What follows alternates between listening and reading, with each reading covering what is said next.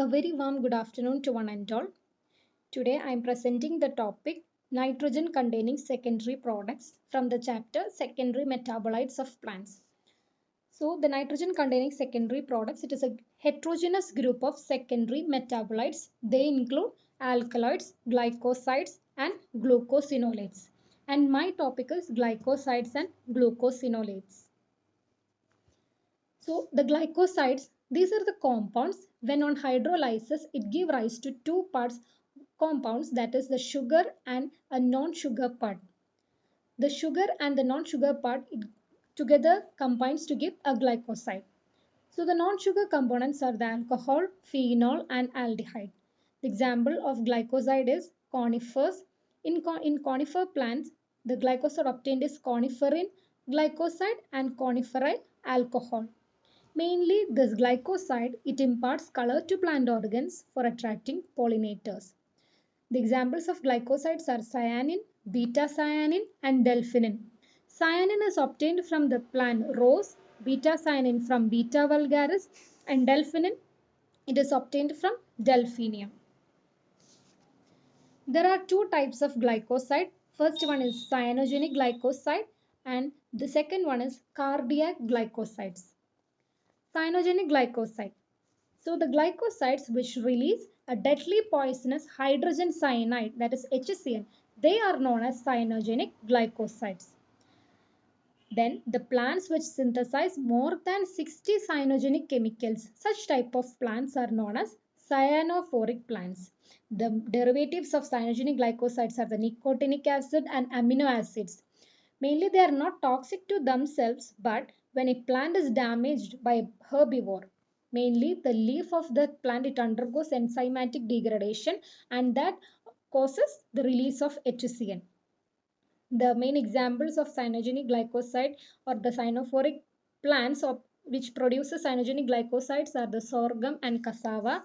Cassava, that is the Manihot esculenta. That is our tapioca plant is the main example of cyanophoric plants. The process is known as cyanogenesis. That is when the leaf tissue is crushed by an herbivore, the leaf epidermal cells and also the mesophyll cells, the contents of that epidermal mesophyll cells, it get mixed together, which leads to an enzymatic breakdown of cyanogenic glycosides and also that really leads to the release of HCN. Then human poisoning of HCN, it can also be avoided by proper cooking. The main byproduct obtained from Manihot esculenta is the tapioca. That for cooking we use tapioca. So the human poisoning can be avoided by proper cooking. This is the cyanogenic glycosides obtained from tapioca plant. Next one is the cardiac glycoside. Cardiac glycoside, it is also known as cardenolides. Cardenolides, it is a steroid and it is so similar to our saponins in structure and function. The best known cardiac glycoside is the digitalis. Digitalis, it is a plant. It is of two types, digitalis purpura and also digitalis landa. It provides us cardiac glycoside. These types of glycoside is obtained from the extract of seeds, leaves and fruits, root extract. From all these parts we will get cardiac glycoside. So the cardiac glycoside of digitalis, it is known as digitoxin or digoxin. And also another example of milkweed such as asclepias and calotropis, it also provides us cardiac glycoside. Mainly this glycoside is used in treating heart failure because it increases the contractility of our heart muscles. Congestive cardiac failure, all these symptoms can be removed by using cardiac glycosides. And it is obtained from the main plant which provides us this cardiac glycoside is the digitalis plant, the violet color flower plant digitalis, and it is used for heart failure. It is used as a drug for heart failure. Next one is the glucosinolate. Second nitrogen containing metabolic product is the glucosinolate, or it is otherwise known as thioglucosides. Mainly this glucosinolates is obtained from the family Brassicaceae and also Cruciferae family. It is Brassicaceae, it is the mustard family. This glucosinolates, it gives a pungent smell and also a flavor to vegetables. The mustard, the cabbage, cauliflower, everything produces glucosinolates. The main enzyme in this plant is the myrosinase. This myrosinase, when in the presence of water, it cleaves of the glucose group of the glucosinolates. That leads to the pungent smell and flavor of the vegetables. Thus, cruciferae are the good examples of glucosinolates or thioglucosides.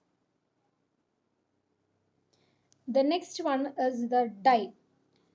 Next, third nitrogen containing metabolite is the dye.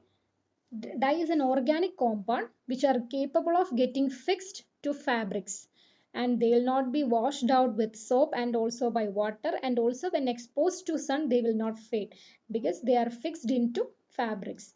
The dye is obtained from the bark, wood, flower, rhizome, leaves and fruits of plants which yield dyes. The main example of dye is the red dye which is obtained from Erythrina indica. The flower of Erythrina indica, it provides us red dye. And the fourth one is the porphyrins.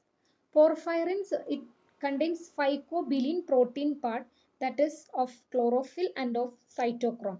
Mainly they are involved in the conversion step of photosynthesis. It is used as a critical energy conversion step of photosynthesis because it contains chlorophyll and cytochromes. So this is the porphyrins are mainly useful in photosynthesis. Next one is the antibiotics. As we all know, the natural antibiotics are garlic, eucalyptus, onion, clove, oregano, cumin. All these things are the antibiotics. What are antibiotics? They are the complex chemical substances which are produced by microorganisms and it act against other microorganisms. The chemical substance which is produced by a microorganism and it act against other microorganisms. Such type of substances known as antibiotics. Thank you.